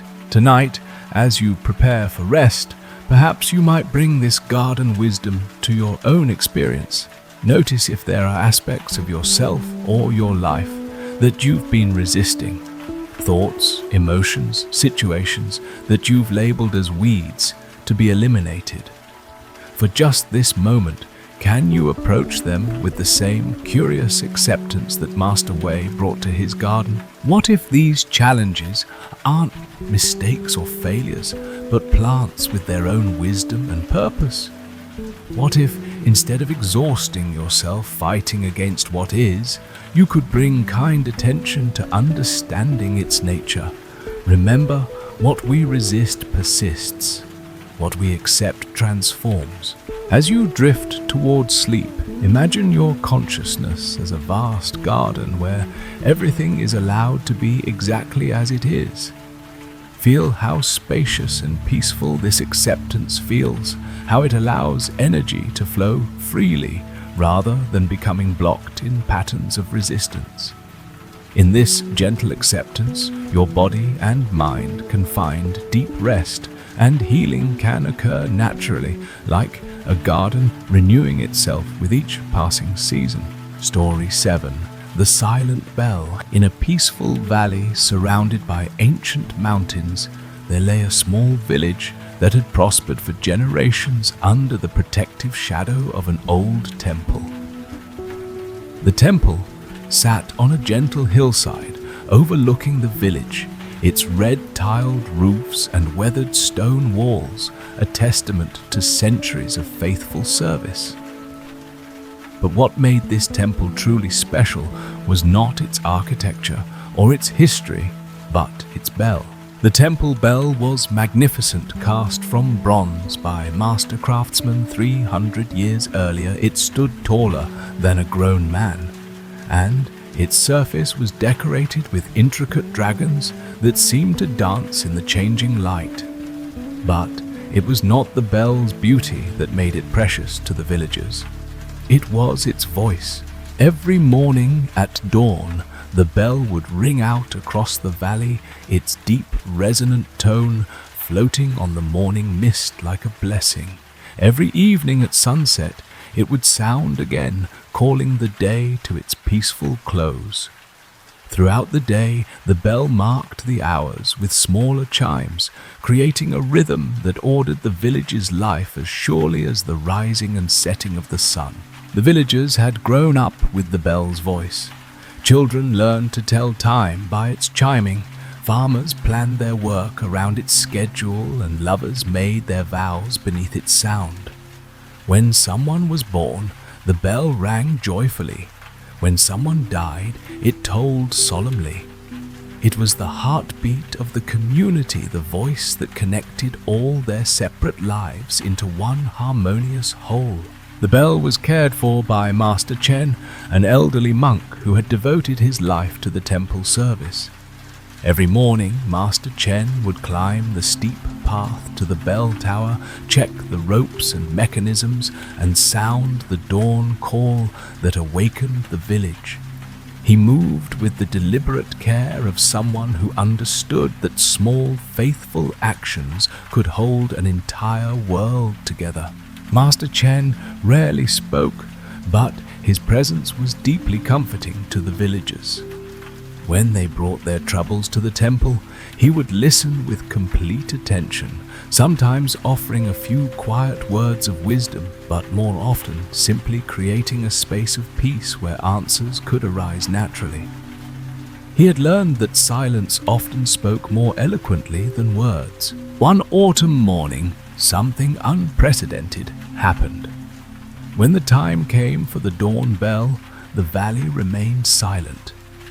The villagers woke in confusion, checking their timepieces and wondering if they had somehow misunderstood the hour. But as the sun rose, fully above the mountains, without the familiar bronze voice greeting it, a sense of unease began to spread through the community. A group of village elders climbed the path to the temple to investigate. They found Master Chen standing beside the great bell, his weathered face serene but tinged with sadness. The bell rope hung motionless in his hands. "Master Chen," the village leader called out as they approached, "why did the bell not sound? This morning, is something wrong with the mechanism?" The old monk turned to greet them with his customary bow. "The bell is perfectly sound," he said quietly. "Its voice is as strong and true as ever." "Then why?" another elder began, but his words trailed off as he saw the expression in Master Chen's eyes.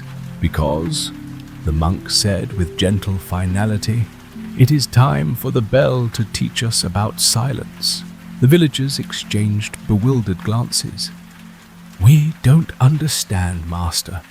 The bell's purpose is to ring to call us to prayer, to mark the time, to bring us together. How can it teach anything by remaining silent?"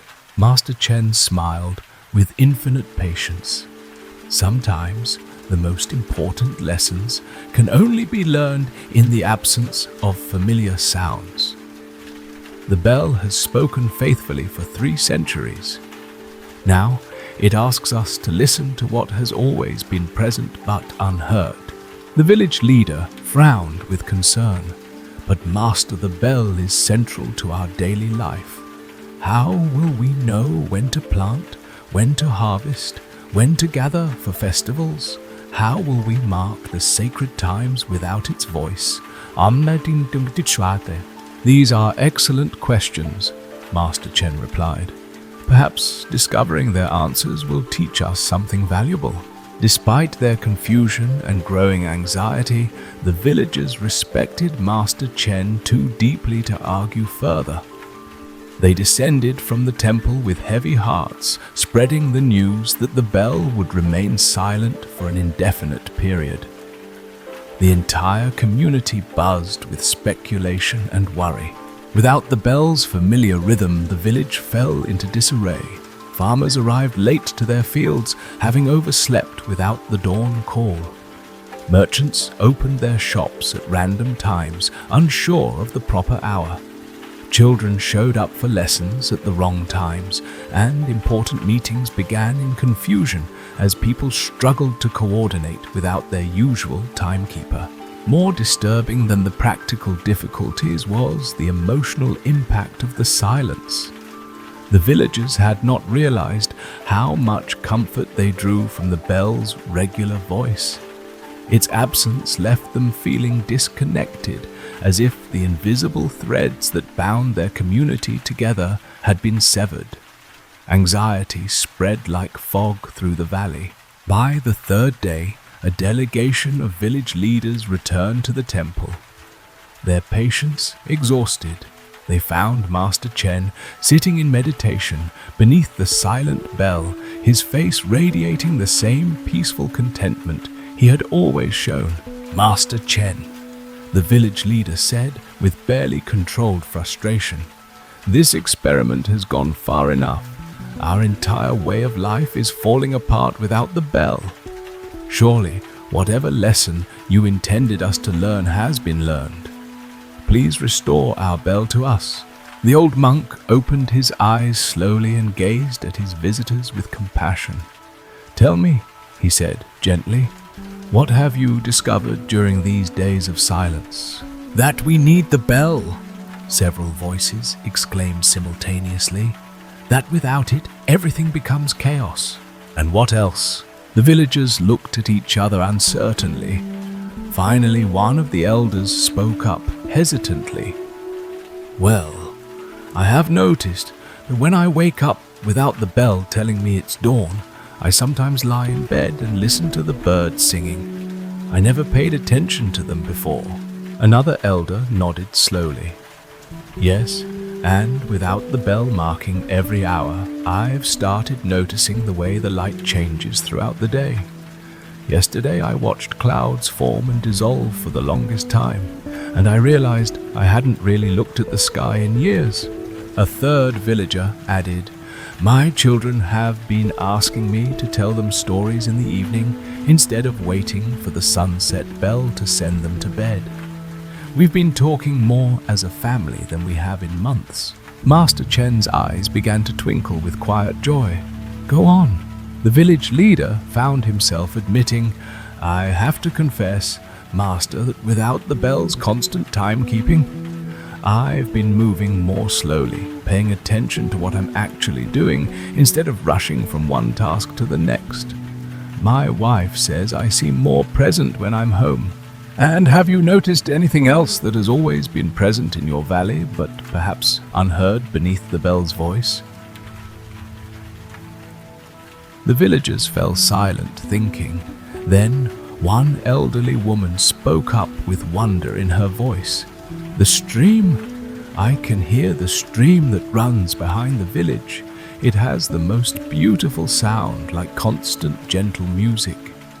How did I never notice it before? And the wind through the bamboo grove, added another. It makes this soft rustling that's incredibly peaceful. The bees in the wildflower meadow, someone else contributed. They hum with such contentment. The sound of children's laughter carries much farther than I realized, mused another villager. Even from across the valley, their joy reaches us. Master Chen rose gracefully and walked to the great bell, placing his hand gently on its bronze surface. For 300 years, this bell has faithfully served our community. Its voice has marked time, called us to prayer, and brought us together in celebration and sorrow. It has been a wonderful teacher and a faithful friend. He turned back to the assembled villagers.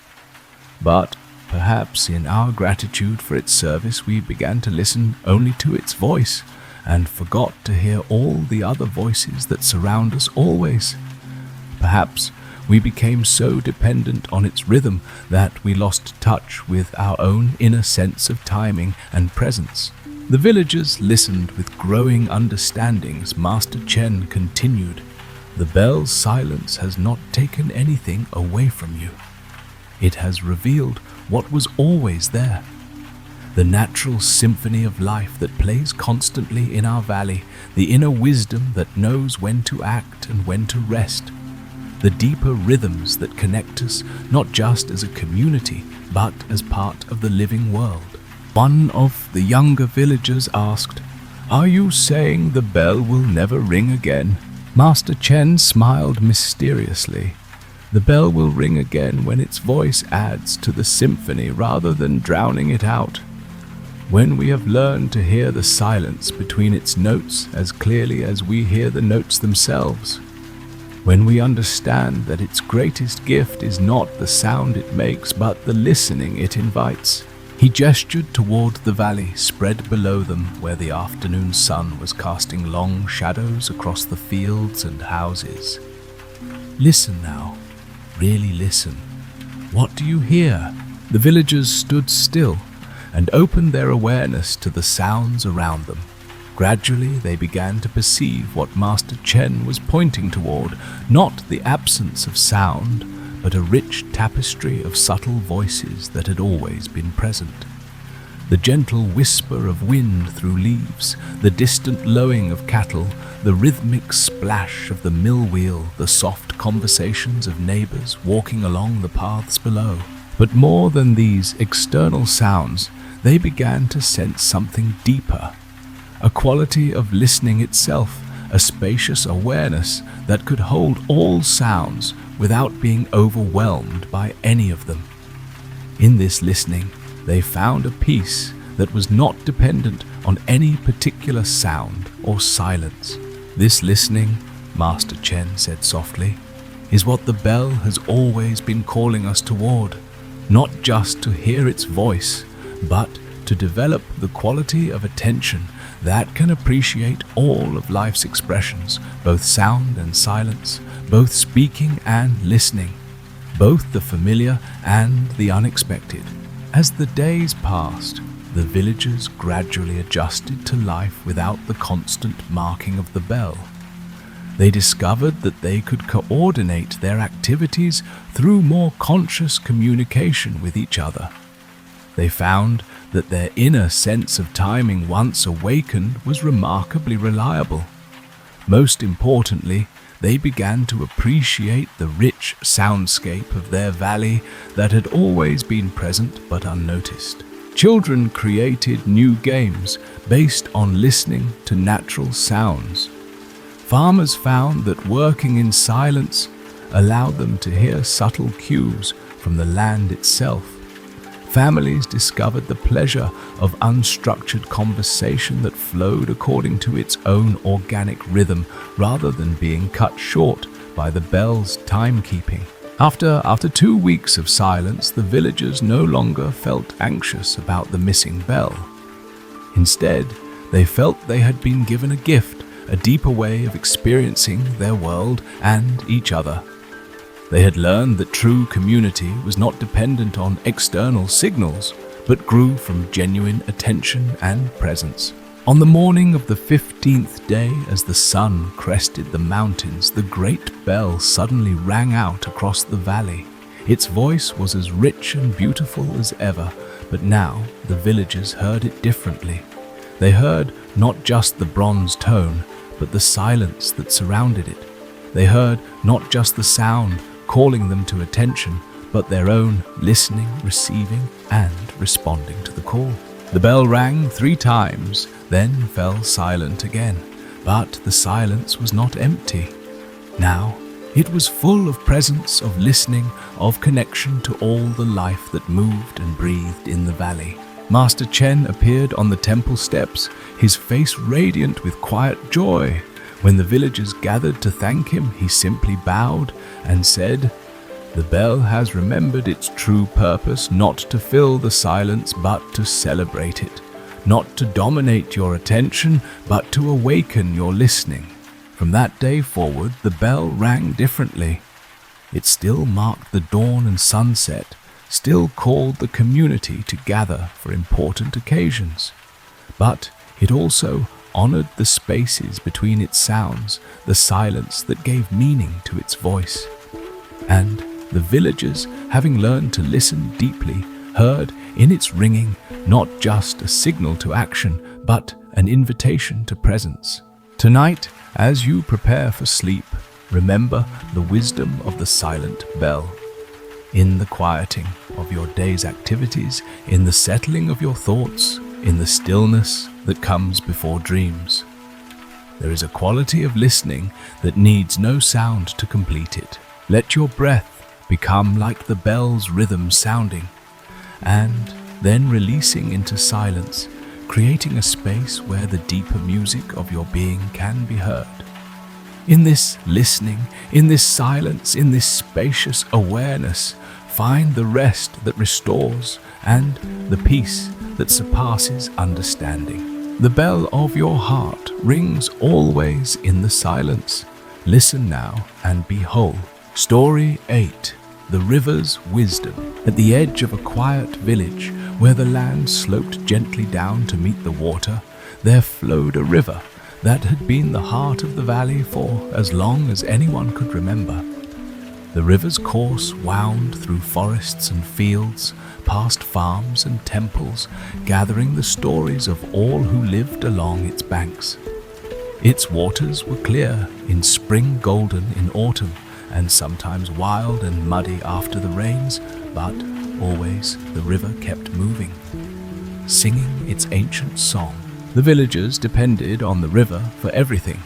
They drew water for drinking and cooking, washed their clothes on smooth stones, and fished in the shallows at dawn. Children learned to swim in its gentle currents, and elders told tales of river spirits and ancient floods. The river was a constant companion, a source of life, and a silent witness to every joy and sorrow. One summer, a young man named Haru came to the river's edge each evening, carrying a heavy heart. Haru was known in the village for his kindness and diligence, but lately he had been troubled by questions he could not answer. He felt lost in his life, uncertain of his path, and weighed down by worries about the future. Each day he worked in the rice fields, but his mind wandered restlessly. Each night he lay awake, his thoughts swirling like leaves caught in a whirlpool. Haru's father had died the previous winter, leaving him as the head of the family. The responsibility pressed on him like a stone. His mother depended on him, his younger siblings looked to him for guidance, and the villagers expected him to be strong. Yet inside, Haru felt small and unsure, like a child pretending to be an adult.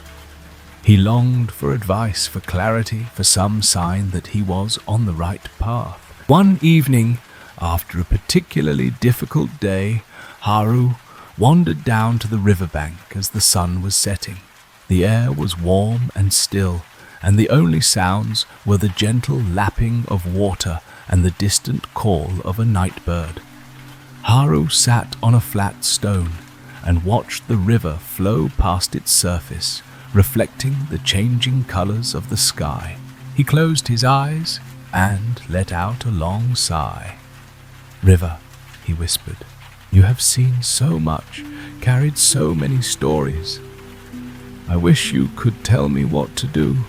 I wish you could show me how to find peace." To his surprise, as he sat in silence, he began to feel a sense of calm settle over him.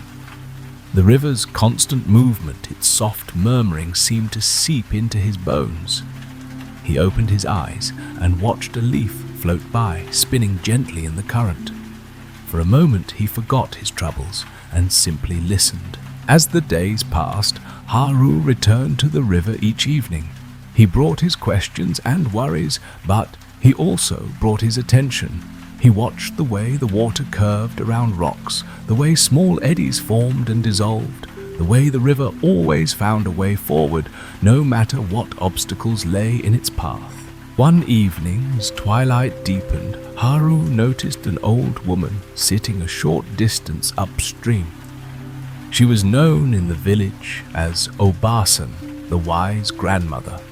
She often gathered herbs along the riverbank and was said to possess a quiet understanding of life's mysteries. Haru hesitated, then approached her with a respectful bow. "Good evening, Obasan," he said softly. She smiled, her eyes bright with kindness. "Good evening, Haru. You have been spending much time with the river lately?" Haru nodded. "I come here to think, or maybe to stop thinking so much. I have many questions, but the answers seem far away." Obasan patted the stone beside her. "Sit with me and let us listen together." They sat in silence, watching the river flow. After a while, Obasan spoke. "Do you know why the river is wise?" Haru shook his head. "I only know that it never seems troubled, no matter what happens." Obasan smiled. "That is part of its wisdom. The river does not cling to any moment. It does not try to hold back the water that has already passed, nor does it rush ahead to meet what has not yet come. It simply flows, responding to each bend, each stone, each season." Haru listened, letting her words sink in. "The river is always moving, always changing." Obasan continued. "Sometimes it is calm, sometimes wild. Sometimes it carries leaves and blossoms, sometimes mud and debris.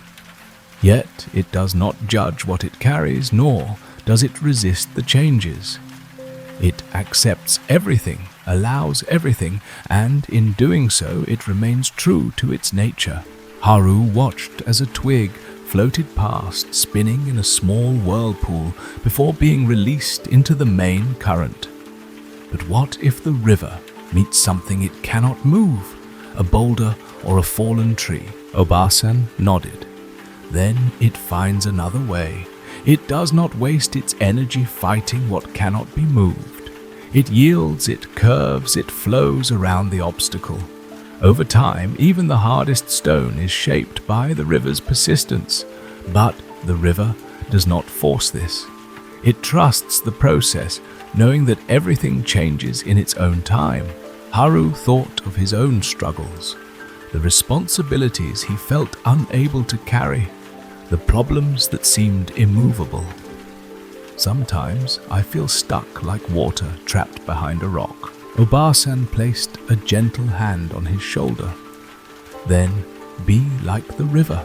Do not fight your feelings or judge yourself for having them.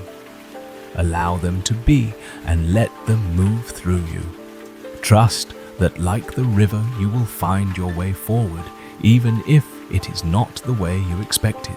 They sat in silence, watching the last light fade from the sky. The river glowed silver in the moonlight, its song soft and steady.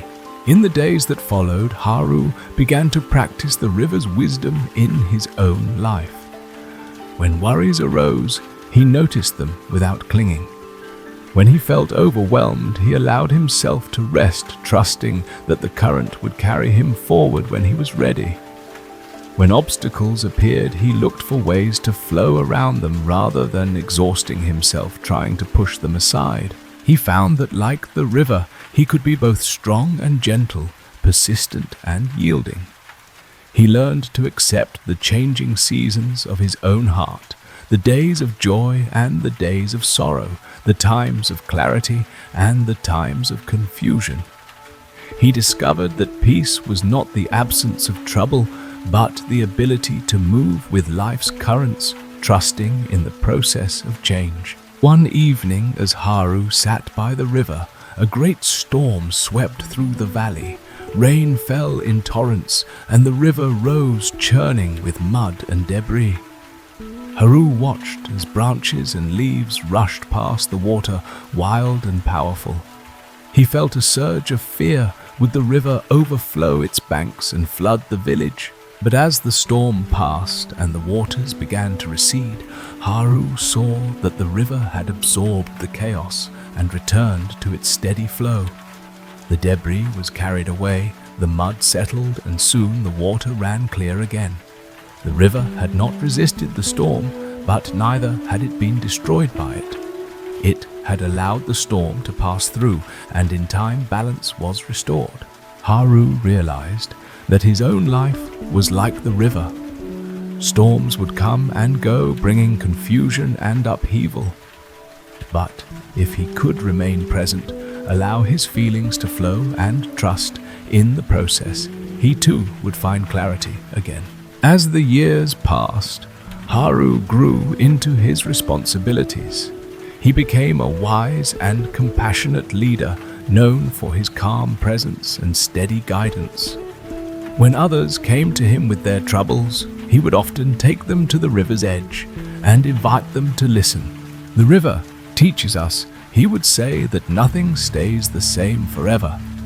Joy and sorrow, success and failure, all are carried along by the current of time. When we cling to what has passed or worry about what is to come, we lose our peace.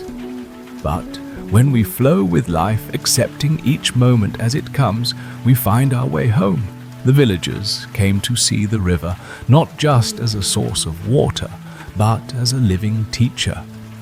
They brought their hopes and fears to its banks, found comfort in its song, and learned to trust in the wisdom of its flow. On the anniversary of his father's death, Haru sat by the river at sunset, remembering all he had learned. He felt the ache of missing his father, but also a deep gratitude for the love and guidance he had received. He watched the river carry a single blossom downstream, and he whispered a prayer of thanks. "Thank you, river, for teaching me to flow. Thank you for showing me that peace is not found by holding on, but by letting go and trusting the journey." As night fell and the stars appeared, Haru closed his eyes and listened to the river's song.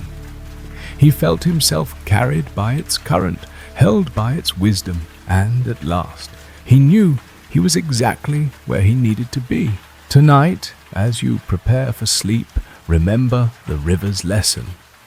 Whatever you are carrying, worries, regrets, hopes, or dreams, let them float gently on the current of your breath. Trust that, like the river, you can move through anything life brings. Let go, flow, and rest in the peace of the present moment. Thank you for joining these gentle journeys of Zen wisdom. May these stories bring you peace, healing, and restful sleep. Good night, and may you awaken refreshed with a calm heart and a clear mind.